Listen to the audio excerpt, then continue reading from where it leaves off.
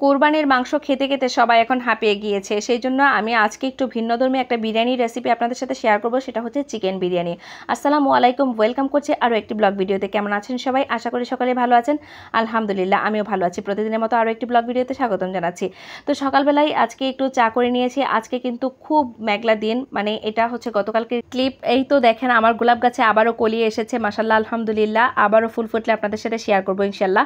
তো যাই হোক, আমি কিন্তু প্রতিদিনের ক্লিপ প্রতিদিন শেয়ার করতে পারি না, পরবর্তী দিন কিন্তু শেয়ার করতে হয় বা 2-3 দিন পরেও শেয়ার করা পড়ে যায়। কারণ হচ্ছে যখন ভিডিওগুলো বেশি করা হয়ে থাকে তখন কিন্তু আমি একের পর এক সেটা শেয়ার করি, ডে বাই ডে আসলে শেয়ার করা হয়। তো আজকে আমি আপনাদের সাথে একটু চিকেন বিরিয়ানি রেসিপি শেয়ার করি, কারণ যেহেতু আপনাদের ভাই একটু ভিন্নধর্মী খাবার খেতে চাচ্ছিল, তো সেই জন্য কিন্তু আমি একটু চিকেন বিরিয়ানি রান্না করেছি। ভাবলাম যে যেহেতু গরুর মাংস খাসির মাংস প্রচুর পরিমাণে খাওয়া হয়েছে এবং খাওয়া হচ্ছে, এবং রোস্ট কিন্তু অলরেডি আমার মা তৈরি করে খাইয়েছেও। তো যাই হোক, সেই সব মিলিয়ে কিন্তু দেখা গিয়েছে যে আমি একটু মানে একটা ছোট মুরগি দিয়ে হচ্ছে বিরিয়ানিটা রান্না করেছি। কারণ যেহেতু আমাদের বাসায় মেম্বার কম, সেই জন্য কিন্তু আমি একটা মুরগি এখানে ব্যবহার করেছি। আর এটা হচ্ছে পাকিস্তানি মুরগি। এখানে মুরগিটাকে প্রথমে তেলে ভেজে নিয়েছি, প্রথমে পেঁয়াজ বেরেস্তাটা করে নিয়েছি, কারণ বেরেস্তা ছাড়া চলবে না। তো কাঁচামরিচও দিয়ে দিলাম, আর এদিকে বিরিয়ানির মশলাটা দিয়ে দিলাম, প্যাকেটের মশলা যেটা সেটা দিয়ে দিলাম, লবণ দিয়ে দিলাম পরিমাণ মতো। আর এদিকে একটু বাটা মশলা দিয়ে দিচ্ছি, হচ্ছে রসুন বাটা আর হচ্ছে জিরা বাটা আর আদা বাটা। আর এদিক দিয়ে একটু দিয়ে দিলাম হচ্ছে ধনিয়া গুঁড়ো, আর হচ্ছে একটু সামান্য পরিমাণে মরিচ গুঁড়ো, আর হচ্ছে গরম মশলা গুঁড়ো, আর দিয়ে দিলাম টমেটো সস। খুবই সিম্পলভাবে করব। আর অবশ্যই আমি একটু বাদাম বাটা ব্যবহার করেছি, বাদাম বাটা না ব্যবহার করলে তো হবে না। আর এদিকে একটু বাটার মিল্ক ব্যবহার করেছি, যেহেতু হুট করে ডিসিশন নেওয়া হয়েছে যে আমি বিরিয়ানি রান্না করব। বাসায় সবসময় তো দই থাকে না, বা টক দই তৈরি করাও থাকে না। আমি টক দইটা আসলে কখনো কিনি না বাজার থেকে, সবসময় নিজে তৈরি করেই হচ্ছে টক দইটা ব্যবহার করি রান্নার কাজে।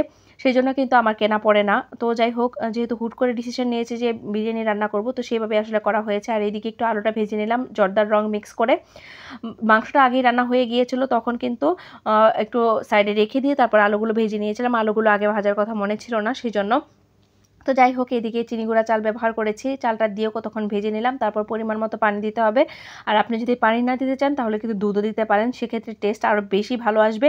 তো যাই হোক, দিয়ে দিলাম আলুগুলো দিয়ে দেওয়ার পর একটু দিয়ে দেবো হচ্ছে কাজু বাদাম, তারপর আলু বোখারা, দিয়ে দিব কেওড়া জল, গোলাপ জল, তারপর পেঁয়াজ বেরেস্তা, সামান্য চিনি টেস্টের জন্য, আর গুঁড়ো দুধ দিতে হবে।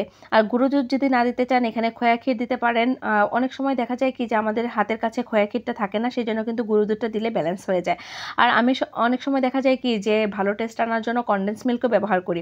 তো যাই হোক, একটু বিরিয়ানির সেন্টও দিলাম। সব মিলিয়ে হচ্ছে কাঁচামরিচ দিয়ে তারপর ঢেকে দিলাম। আর এখানে কিন্তু আজকে আমি কোনো পুদিনা পাতা বা ধনিয়া পাতা ব্যবহার করিনি, এগুলো দিলেও কিন্তু অনেক সুন্দর ফ্লেভার হয়। তো আমার বিরিয়ানি অনেক ঝরঝরে হয়েছিল, মাশাআল্লাহ, খেতেও কিন্তু অসম্ভব মজার হয়েছিল। আপনারা চাইলে কিন্তু হুটহাট এরকমভাবেই বিরিয়ানি তৈরি করে ফেলতে পারেন, কোনো ঝামেলা ছাড়াই। তো আজকের মতো এই পর্যন্ত, ভালো থাকবেন, আল্লাহ হাফেজ।